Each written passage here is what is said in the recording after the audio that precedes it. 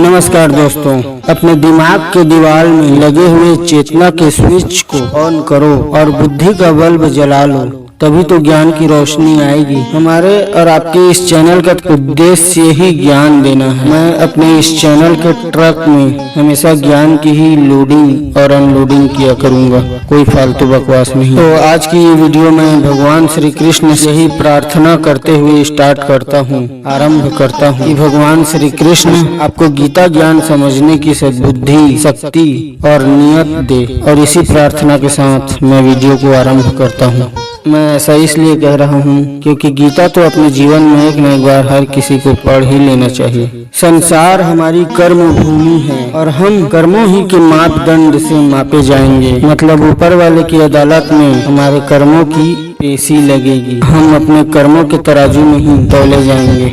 इसलिए हमें अपने कर्मों से भागना नहीं चाहिए, क्योंकि हमारा निष्काम कर्म ही हमारा कर्तव्य है और हमारा कर्तव्य ही हमारा धर्म है। किंतु यदि हमारा कर्म केवल हमारे ही हित के लिए है, हमारा वो कर्म आपकी मार्ग में जाएगा। इसलिए अपने से मुक्त होकर समाज के कल्याण के लिए कर्म करना चाहिए और यही मोक्ष का मार्ग है। दूसरे सारे कर्म तो मोह माया के बंदी होते हैं और जो स्वयं किसी के बंदी हैं वो हमें क्या मोक्ष दिलाएंगे। यदि समाज सुखी नहीं हो तो हम भी सुखी नहीं रह सकते। यदि समाज की आंखों में आंसू हैं तो हमारी आंखें भी रोएंगी। यदि वृक्ष ही कट जाएंगे तो हमें फल कहाँ से मिलेगा, क्योंकि फल देना और छाया देना तो वृक्ष का कर्म है।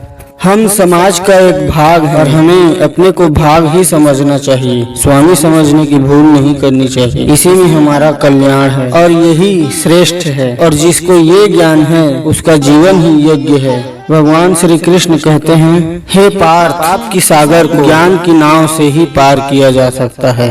कृष्ण आगे कहते हैं, तुम भी पाप की नाव में बैठकर पाप की सागर को पार कर जाओ। ये समझ लो पार, जैसे अग्नि सब कुछ जलाकर भस्म कर देती है, उसी तरह ज्ञान की अग्नि कर्म फल की इच्छा, फल की प्राप्ति न होने पर आने वाले क्रोध और उस क्रोध के सहारे आगे बढ़ने वाले मोह को जलाकर भस्म कर देती है।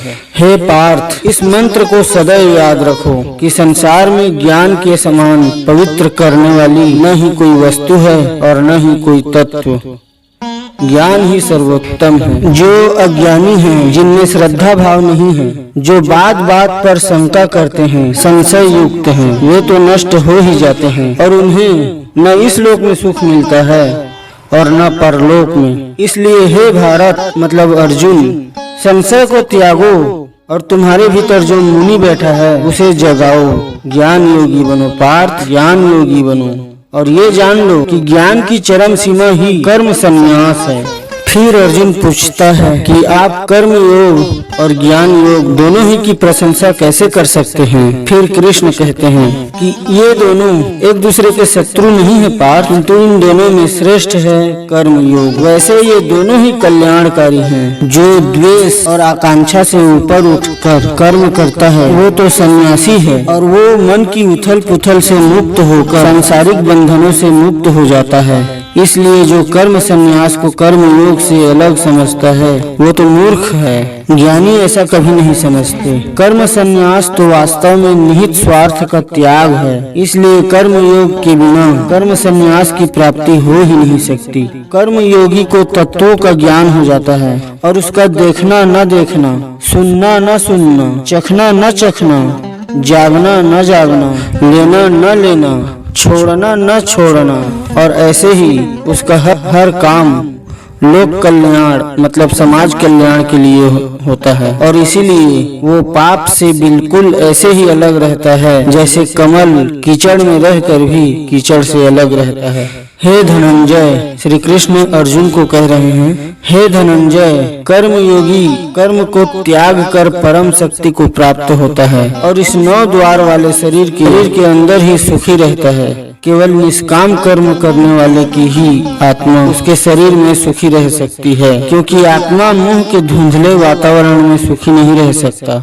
वासुदेव श्री कृष्ण आगे कहते हैं, मनुष्य के भटकने का कारण ये है कि उसका ज्ञान उसके ज्ञान को ढक देता है। जब आत्मज्ञान अज्ञान को नष्ट कर देता है तो ज्ञान उस परम तत्व को सूर्य की भांति प्रकाशित कर देता है और ज्ञानी इस नश्वर जीवन में ही परम सत्य को पा लेते हैं। उन्हें जन्म पर जन्म नहीं लेना पड़ता, वो इसी नश्वर जीवन में ही मोक्ष को प्राप्त कर लेते हैं। कृष्ण कहते हैं कि हे पार्थ, ये नश्वर जीवन बहुत आवश्यक है, क्योंकि इस जीवन के बाद तुम्हारा आत्मा तो अवश्य होगा, किंतु तुम नहीं होगे। ऐसा श्री कृष्ण अर्जुन को समझा रहे हैं और मैं आपको। कृष्ण और कहते हैं, ज्ञान प्रकाश है, तो इस प्रकाश को प्राप्त करो, और यदि तुम ऐसा करोगे भ्रमों में भटकने से बच जाओगे, जिनमें आज तुम भटक रहे हो।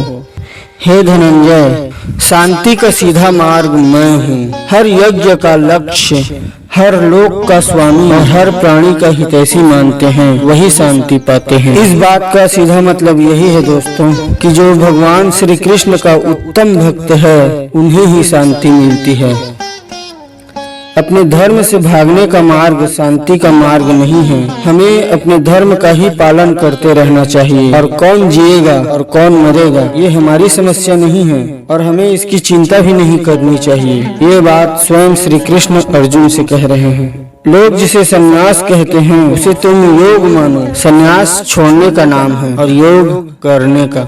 तो यही श्री कृष्ण बता रहे हैं अर्जुन को कि संशय, द्वेष और आकांक्षा से मुक्त होकर युद्ध करो, क्योंकि इन्हें त्यागे बिना तो कोई योगी हो ही नहीं सकता। मनुष्य का ये कर्तव्य है कि वो अपना पतन न होने दे और स्वयं ही अपना उद्धार करे। मनुष्य स्वयं ही अपना मित्र भी है और स्वयं ही अपना शत्रु भी। जिसने अपने अहम, अपने मन और अपने इंद्रियों को अपने वश में कर लिया हो, वो स्वयं ही अपना मित्र है, और जो इनके वश में हो गया पार्थ, वो स्वयं ही अपना शत्रु है। जो शीतकाल और ग्रीष्म काल, सुख और दुख, मान और अपमान में शांत रहे और संतुलन रखे, वो जितेंद्रिय मनुष्य सदैव परमात्मा में लीन रहता है।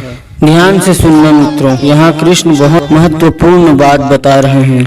वो कह रहे हैं कि जीवन संतुलन का नाम है। बहुत खाने वाले या बिल्कुल ही ना खाने वाले, हमेशा ही सोते रहने वाले या बिल्कुल ही ना सोने वाले शांति नहीं पा सकते। संतुलित ढंग से जीवन को जीने वाले मनुष्य का योग उसके दुखों को हर लेते हैं।